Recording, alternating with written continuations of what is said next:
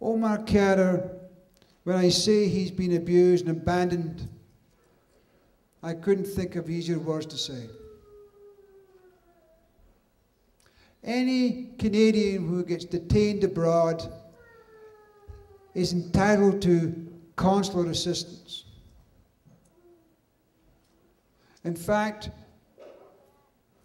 I filed a brief before the US Supreme Court in 2002 dealing with, amongst other things, the Consular Relations Act.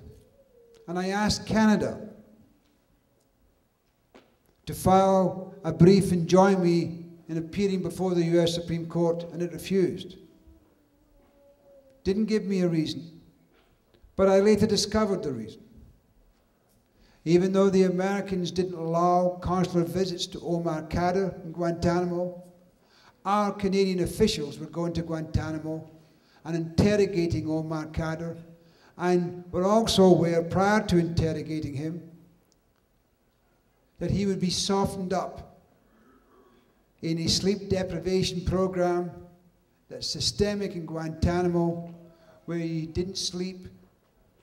You get wakened up every 3 hours, moved from cell to cell, cell to cell, day after day, week after week, until you're softened up for your interview.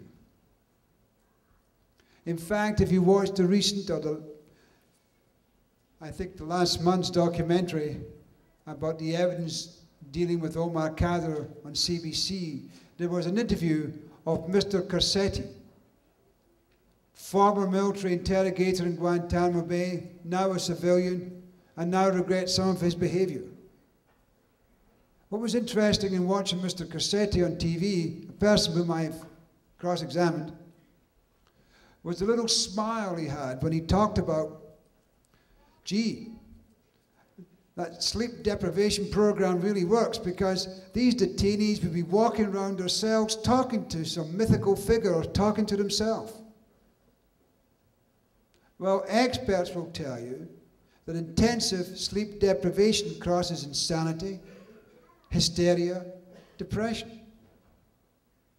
And it's in those circumstances that people like Omar are then taken into interrogation rooms and questioned and asked questions. And it's those answers that they give that are relied upon them in that so-called court that they call a court.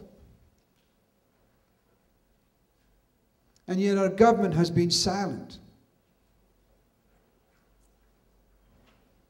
And at the time they were doing that, Omar had been in Guantanamo Bay for 16 months in solitary confinement, had not been charged with anything, arbitrarily detained, abused, tortured,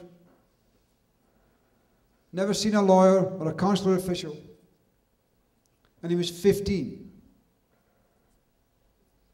I'm sorry, he was 16. Because when he was 15, he was in the Bagram hospital. Now, Afghanis who were captured in the battlefield of Afghanistan all go to this holding area called Bagram, in which there's a hospital. And when Omar was taken there, he was flown in by a helicopter and he was unconscious. He was unconscious for 3 days. And when Omar awakened in a hospital, little did he realize that his troubles only started. Did they ever?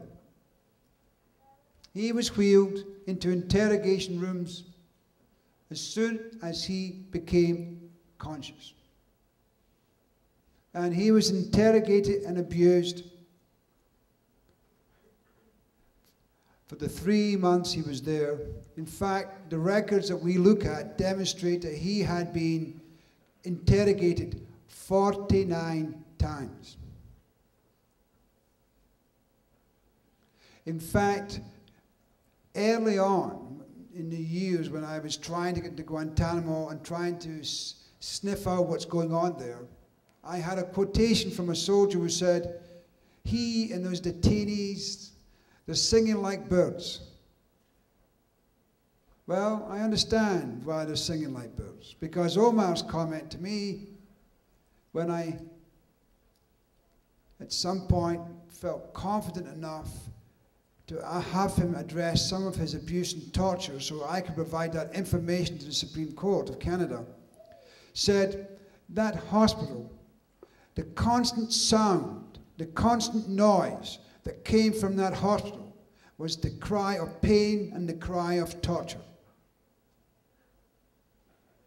And when Omar was there, they would, as I said, they'd wheel him in and strapped with all his injuries. Remember, he had extensive injuries.